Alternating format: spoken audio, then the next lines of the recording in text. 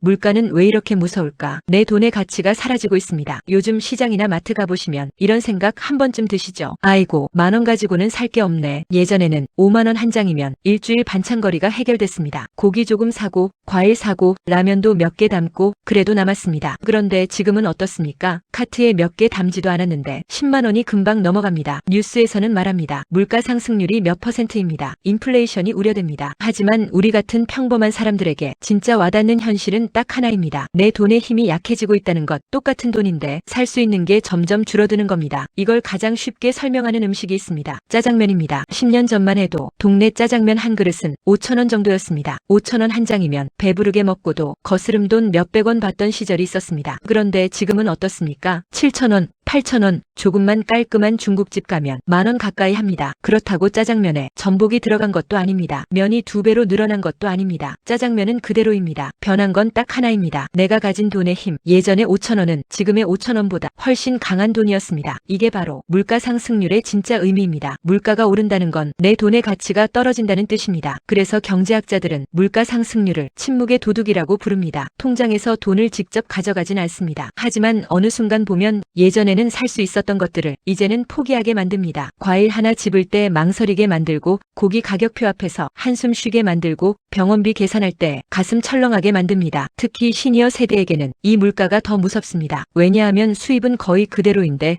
병원비, 약값, 식비는 계속 오르기 때문입니다. 젊은 사람들은 월급이라도 오를 가능성이 있지만 은퇴 후에는 돈 들어올 곳이 제한적입니다. 그런데 나가는 돈은 점점 더 커집니다. 한번 생각해 보겠습니다. 평생 아끼고 모아서 노후 자금 2억 원을 만들었다고 가정해보죠. 겉으로 보면 큰 돈입니다. 든든해 보입니다. 하지만 물가가 매년 3%씩만 올라가도 30년 뒤 그 돈의 실제 가치는 지금보다 크게 줄어듭니다. 숫자는 그대로 2억 원인데 살 수 있는 물건은 예전보다 훨씬 적어집니다. 겉은 멀쩡한데 돈의 속 힘이 빠져버리는 겁니다. 이게 물가의 무서움입니다. 가만히 있어도 내 돈의 가치가 조금씩 녹아내립니다. 과거에는 달랐습니다. 은행 금리가 10%, 15% 하던 시절에는 저축만 잘해도 돈이 불어났습니다. 열심히 아끼고 은행에 넣어두면 됐습니다. 하지만 지금은 시대가 달라졌습니다. 물가는 계속 오르는데 예금 이자는 그 속도를 따라가지 못하는 경우가 많습니다. 그래서 이제는 무작정 현금만 들고 있는 것이 오히려 위험할 수 있습니다. 중요한 건 돈을 무리하게 굴리라는 이야기가 아닙니다. 최소한 물가에 내 돈이 잡아먹히지 않게 생각을 바꿔야 한다는 뜻입니다. 오늘 장을 보고 나오실 때 영수증 숫자만 보며 한숨 쉬지 마세요. 대신 이렇게 한번 생각해 보십시오. 아, 내 돈의 힘이 약해지고 있구나. 그 사실을 깨닫는 순간부터 진짜 경제 공부가 시작됩니다. 다음 시간에는 나라 경제의 크기를 말하는 GDP가 왜 내 삶과 연결되는지,